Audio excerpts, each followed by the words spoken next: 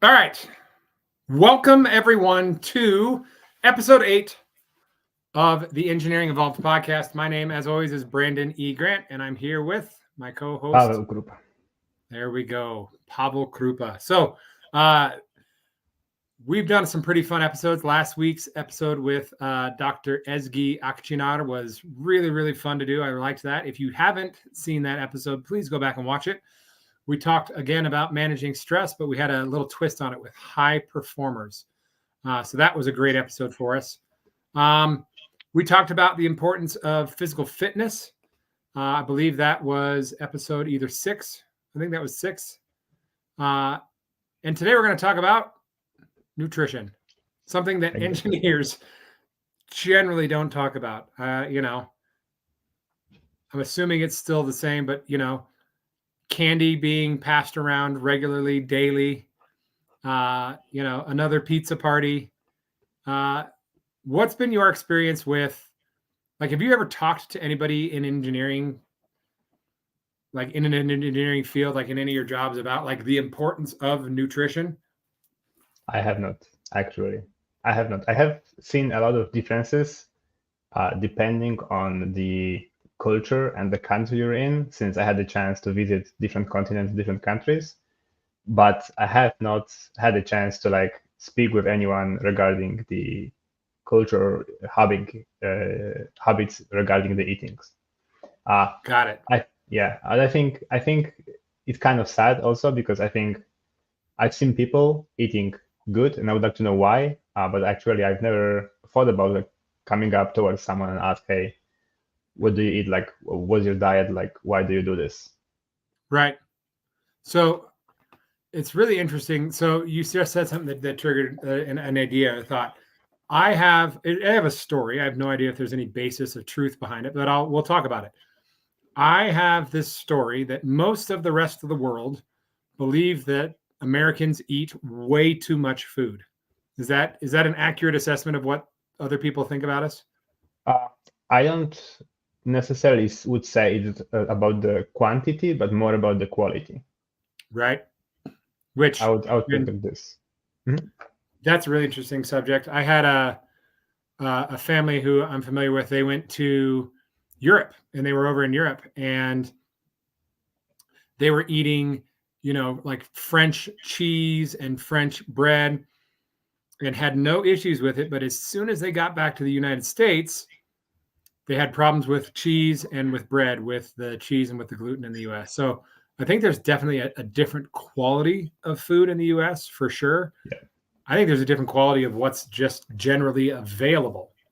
But that is a larger topic. Yeah. Today's episode is called Fueling the Biological Machine. Now, I chose that title because as engineers, we know the value of putting the right fuel into our machines, right? If you've got a really nice car and it happens to be a ICE or a gas, you put the right octane fuel in there so that you get the best performance, right?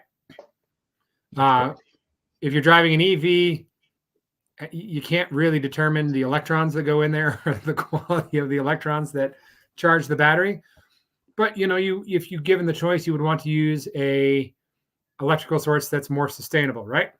So, I mean, we have this idea, the right lube that goes into our grease joints, the right grease that goes in. We have the right fuel. As engineers, we are fully aware of the importance of putting the right fuel into a machine, which has me wonder why we are as we are as a culture, as the engineering culture, where nutrition and food and feeding the biological machine isn't a much larger topic, right? Yep. That's true. If I were to say today, you're going to have a celebratory party tomorrow where someone buys food, what's the top three likely foods that are going to be supplied by the company that you work with? What's the first one? Probably pizza. Pizza, right? Definitely pizza. Everyone likes pizza, but is pizza super healthy? No. What's the next one? Like burgers, I would say. Yeah.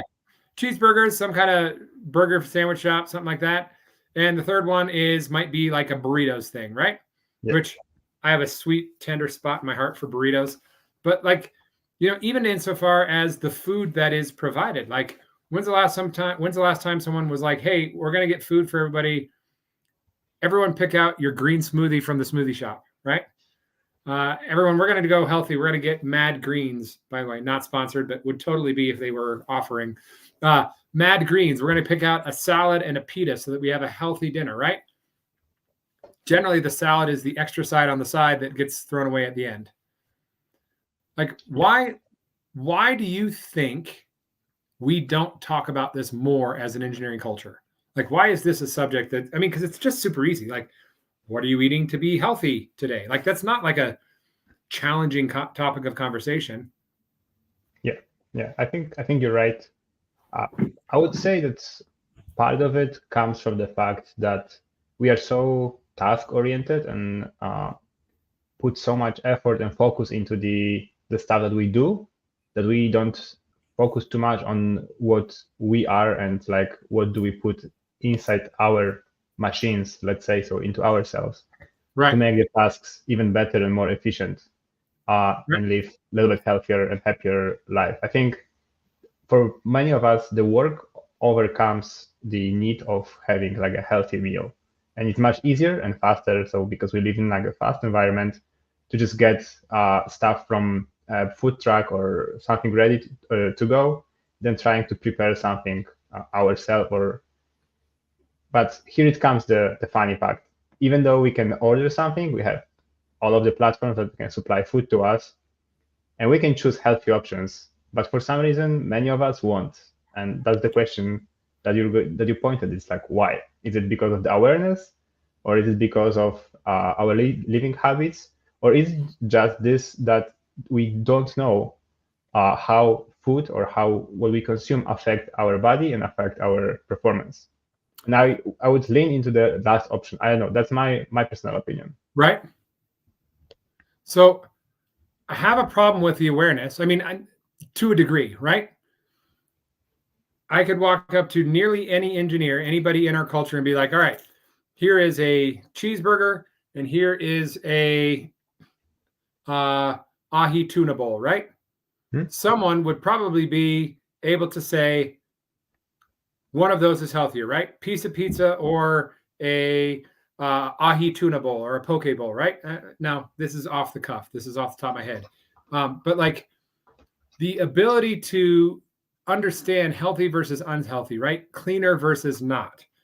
If I say, hey, we're going to go get McDonald's or we're going to get, we're going to stop by, Mad Greens or the salad place and pick up something, everyone knows that McDonald's is probably not the healthier option, right? Yeah. Now, we have this idea that food is cheaper. The cheaper food is generally not the healthier option, which again, I think is backwards. But I struggle with the idea that it's an information standpoint.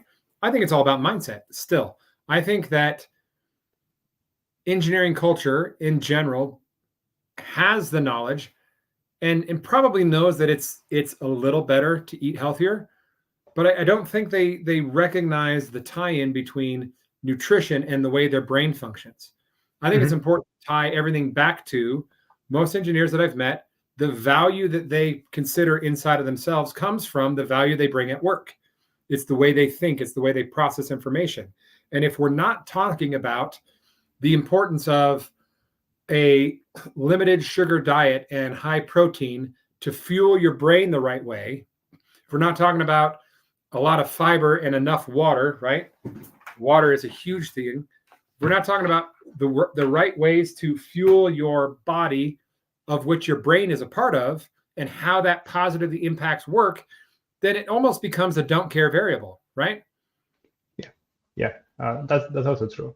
But I wanted to just add something. So, and that's actually something that my wife. So overall, like I've never had issues with like selecting my food thanks to my wife. Like she has a master degrees in dietetics, so like she's pretty aware of like what food should be consumed, even though sometimes she has some of a disagreement of like what people are recommending globally, but she tries to find what's the best, and like she tries to dig in why is it. Right. So there's one thing I want to mention, because she's currently also studying and refreshing her knowledge, refreshing her diploma here in the US. And she does attend some of the classes, and she does attend the classes and where they speak about dietetics. And something that she was not aware of, that many people in here and also outside of the US do, is they do not read the labels. So what happens often is people choose healthy food that has the label of being healthy, but they do not read the label, or they do not understand, or they do not understand the label and what's inside Right. the ingredients. And that's very simple thing that should tell you straight away what is really inside that food. Right. Tracking macros, right?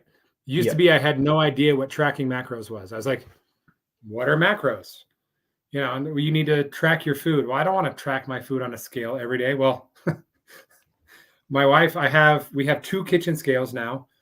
My wife calls it my throne to macros, right? Mm. I know what I eat on pretty much an every meal basis. So with your wife being a nutritionist and doing what she's doing, like, do you have a nutrition plan? What is your nutrition plan, Pavel? So here's the thing. We do not have per se a nutrition plan. We Okay. more of listen to our body. So this is like a general advice to anyone that's listening. It's super simple to understand what you should eat just by listening to your body. So let's say you ate a meal and you suddenly started to sneeze, or your eyes become itchy. It's very likely that what you've eaten is not something that your body liked. But the question is, do you recognize this? You might say, oh, yeah, it's just a flu, or like maybe I have an allergy for pollen or whatever else is outside. But then like Right. you do it once or twice and you realize, okay, probably that food do not suit me the best because I have some reactions to it. So perhaps that's not what you should eat. Or let's say you eat something and then you feel sleepy or lazy, usually when you eat a lot of sugar. And again, it's monitoring your body and how your body absorbs the nutrients from the food and how does it process it. Like, Right. how do you feel the next day? Or sometimes even you might be eating something and nothing will happen until a week later or like few days later. So it's more of awareness than actually selecting your nutrition. Of course, we do not eat sugar, like we do not eat much of the gluten products. We do not eat too many of carbohydrates in general, but it's very hard to define a nutrition plan for one nutrition plan for everyone, because each of us is different. Like, it's more about knowing who we are, knowing how we process the food, and knowing how our body reacts to the food that we're eating. So 100%.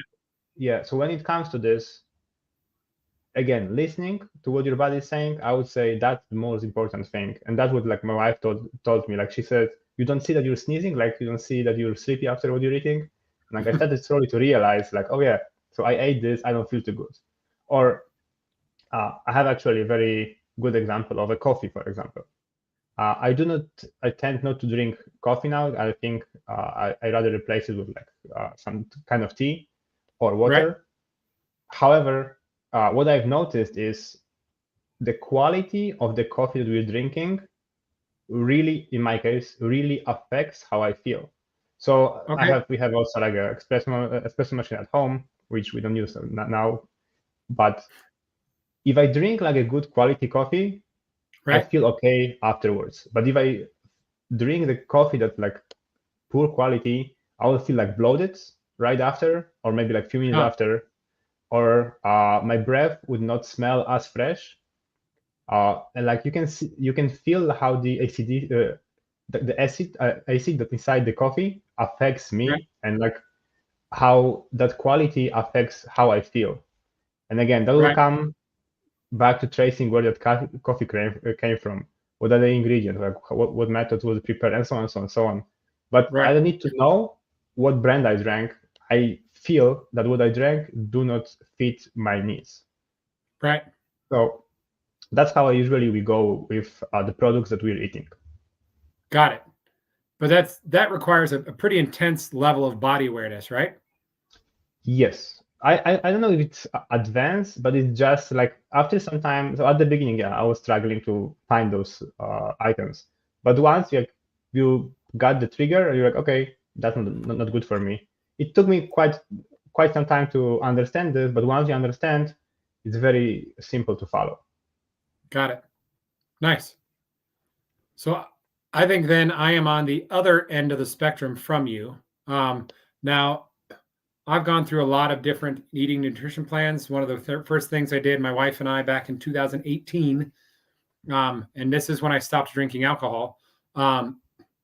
We did a whole 30. We did 30 days of the whole 30 plan, which is where you limit to the things that are least likely to be hypoallergenic or to create allergens in your body, to have negative reactions.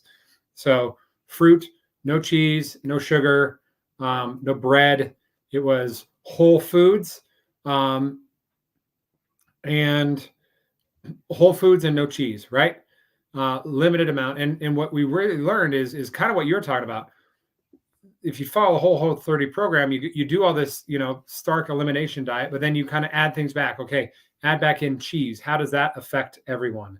Add back in bread. How does that affect everyone? Like everyone in our family, different people in our family had different reactions to different things. I react very poorly to sugar, just in general. I can tell when I'm off of it, and I can tell when I go back. My entire digestive tract gets really angry and upset. And so, like, you learn the way that your body reacts, but it requires a level of awareness and just an idea. And I think that a lot of engineers aren't anywhere even close to that. So, one of the simple statements I have for how to take care of your body, right? Your body domain, addresses the last two subjects, right? Eat cleaner and sweat every day, right? If we as engineers, we as human beings really could just follow that simple rule, anchor onto that and make sure that that is how we're approaching our body, we would improve in our physical fitness, period. 95% of the planet would get better. And the 5% that wouldn't, those are probably the athletes who are, already at the top end, and that's fairly basic for them. But for most of us, eat cleaner and sweat every day. What does that mean? Well, it might mean as much as have one Twinkie, not two. Like that's a start. Have one cheeseburger, not two. Have a cheeseburger instead of a cheeseburger and fries. Have air fried instead of deep fried. Have fries instead of cheese sticks. Have diet soda instead of soda. Like wherever you're coming from, eat cleaner, and then always kind of work to develop and improve and continuously improve. That is important. And then sweat every day, right? We talked about that. I think one of the most underrated aspects of what we have as a diet, though, as a nutrition, like I said, is water. Have you ever heard of 75 Hard, the program? I haven't. So 75 Hard is a program that gained a lot of internet notoriety. For 75 days in a row, you follow a very specific set of rules. You eat according to a nutrition plan with no cheats. You drink a gallon of water daily. You read 10 minutes. You exercise twice. There's a lot of things. One of the biggest things I learned from it is the importance of water. I'm not perfect by any means, but I target a gallon of water a day. Why? Because I drank a gallon of water a day for 135 days in a row. It took me 135 days to finish the 75-day streak because I failed twice. I realized how dehydrated I was in general. I think most of us are walking around just plainly dehydrated, period. And how important it was. My skin cleared up. My organs worked better. My gastrointestinal tract worked better with water. My teeth were better. Like everything gets better if you have enough water. It suppresses over consumption of food, because a lot of times when we're hungry, it's because we're actually thirsty. So we just try and shove things in our face and it doesn't work. So I think water is important. I'm on the other end of the spectrum with you, where I've eaten roughly the same 5 meals every day for 2 years. Last January, I started a nutrition plan to participate in a men's bodybuilding, a men's physique competition. And in that, set up with a nutritionist and a coach who we talked through, we worked it out, we figured out what the macros were, and it was eggs in the morning, 6 or 7. Sometimes it's whole eggs, sometimes it's eggs and eggs whites, but eggs in the morning with vegetables. Meals 2 and 4 are nuts, fruit, and protein.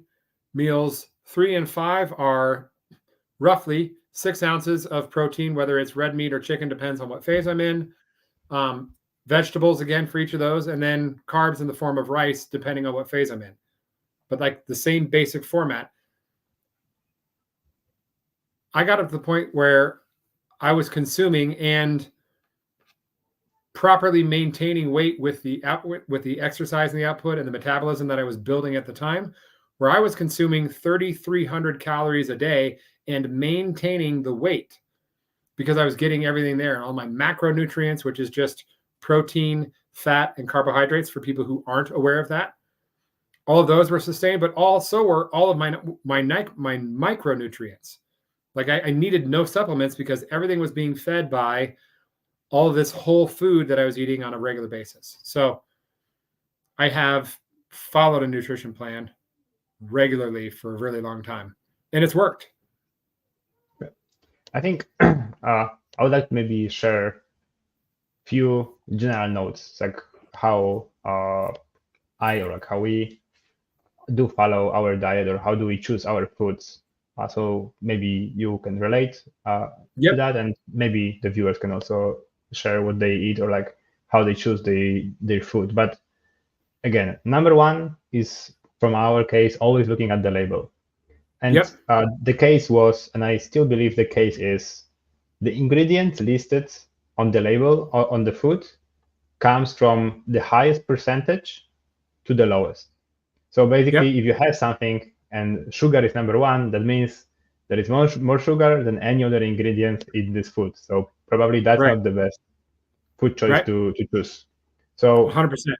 Reading the labels is like half of the success, because you agreed, and like I said, the healthy food has the label of healthy, but is it really healthy? That depends on like what you're putting into your body. Right. I 100% agree with the hydration and the water. And like for those who would like to know, if you are hydrated enough, you can just take a look, like, is your mouth dry? How does your lip look? Is it like dry? Even if you go to the restroom, what's the color? Is it dark? Is it more watery? The more watery it is, the more hydrated you are. However, again, it's important what type of water you're drinking. Okay. So we do drink tap water, but we have a filter to filter out all of the bad stuff out of the water. So just to give you an example, like we do drink a lot of tea. So we used to boil the tea in the kettle, the electric kettle, and we used to do that just with the tap water before. And we always had a lot of calc at the bottom of the kettle after a month. And now we use the filter for over 2 years, and we never needed to clean the kettle. It's always clean, like 100%. So if you're drinking the water that's kind of contaminated, that, again, the quality of the water that you're drinking might not be as good. So maybe you should look for a different source. Like the bottled water is also like not the best because of the plastic. However, perhaps you want to find a different source of the water that you're drinking to make sure what you're putting inside your body actually reflects your needs. Another thing we do, you said no supplements. That's good. We do supplement some things, but it's more about how available are the nutrients in the food or the supplements that you're consuming. Because you can take a vitamin C that has 5,000 grams, but if your body, because of how easy to absorb, how bioabsorbable it is, if you can absorb only like 100 or 200 grams out of 5 grams of the vitamin C that you're eating, they can say whatever they want on the bottle, but it's about how easily your body can absorb it and how easily your body can use it. Because it doesn't matter what they say, it matters what you can actually absorb. So again, if you want to supplement, choosing the right supplements would be the next step. 100%. And then again, the food that you're eating, what you put in, that's how your body is going to process it. So if you choose poorly, then you will have poor energy, low energy. You might feel tired. So you eat, but you feel tired. You eat, but you don't feel full. Two things that I do is like the meal that I eat, how long I am not hungry for. This is also for me, it's a signal whether I ate correctly or not. So if I ate a meal and I'm hungry after an hour, that wasn't very valuable meal for me. Like I usually eat twice, maybe 3 times a day. And that works for me good. For other people, it won't work. They need to eat more. But I tried eating many times. It's like 5 times a day, and that wasn't working good for me. So I started going down, and that would work for me better. 100%. So again, it's very hard to say like one recipe or one solution for everyone. I think everybody has to kind of understand just what the nutritions are, how you absorb them, how our body absorbs those nutrition, and then go from there. Also, like I want to share one more interesting fact about the coffee, because I do believe that a lot of people are watching do drink a lot of coffee. Right. If you do, try not to drink it for at least an hour after you wake up. So don't let the coffee be the first thing that you drink. If you want to feel something except for the taste of the coffee and actually want to feel that it does something to your body, you will see a significant difference if you wait at least an hour before drinking the coffee. Yep. That's number one. And number two, to realize how we can say actually how addicted you are to the coffee and how much does the coffee affect you really. Try to give it away for like a week or two, ideally for 3 weeks, and then drink 1 cup and see how you feel. Like I've done this so many times. Like it's amazing how we get used to some products and we don't feel the effect of it. And that will apply also to like nutrition plans. Like if we forget about something or we get used to it, we don't see or don't feel the negative or the positive effect that it can have on our body. And that's super, super important in my case. Also, like for those who are interested, I'm going to drop also info to my wife. If somebody wants to talk about nutrition or dietetics, feel free. Like she can give you some like actually her opinion or her point of view. So also feel free to comment. However, overall, yeah, those will be like my advices to everyone. Just monitor what you eat. You don't have to be super strict, but just be aware of what you're putting inside your body and like what fuels you. That'll be my like takeaway from today's life. How about you, Brandon? Yeah, absolutely. Awareness is key. There's somebody who I follow pretty regularly, Andrew Huberman, Dr. Andrew Huberman. Yeah. And so one of the things he talks about is wait 60 to 90 minutes before consuming coffee after waking up. But like right away, as soon as you can, drink 16 to 32 ounces of water with a little bit of salt. I've been doing that pretty regularly. It does a couple things for me. Your body sweats and loses moisture and salts overnight. So like I drink a quart of water. On my Instagram feed, I do a video of me dumping salt into water and mixing it with a spoon. It's every day. I start off like literally the first thing I do when I get out of bed, go down, drink a quart of water with about a half a teaspoon of salt in there. And that gets me going in the morning, and that gets me 1 quart closer to my gallon for the day. And then, yeah, wait and drink coffee 69 minutes later. There's a lot you can do with nutrition. There's a lot of information on the internet. The biggest key that I think that I want people to take away is the simple fact that nutrition, in order to be a better engineer, nutrition has to be a part of the conversation. Whatever it is for you, there's a number of different ways you can do it. Everyone has an opinion on what the best way is, myself and you included. The key is to find a way that works for you. Find the best fuel to fuel your biological machine and be aware, because when you do that, the key and the impact that it has on your brain is fantastic. You begin to think clear. You begin to process information better. You talk better, process your emotion better. Everything gets better when you take care of your body. It all starts with the body. So if you're watching this live, hashtag live. If you're watching this on a replay, I want you to hashtag replay. If you are watching this and you want to support the Evolution Engineering Evolved podcast, please go visit our LinkedIn page. It's important that for us that we get 500 followers so we can start doing this live there. That's the long-term goal. And always reach out to engineeringevolved.com. Pawel and I have our information there, and you can reach out for any kind of help or guidance that you're looking for. I've got a concert to go to for one of my kids tonight, Pawel. Eat healthy, eat clean, drink some water. Make sure you try and get in your gallon a day. And as always, Pawel, fantastic episode number 8. If anybody has questions, please reach out. This is a giant subject. But Pawel and I have both been around the block and would love to help out if anybody has questions. Thank you, everyone. Have a good night.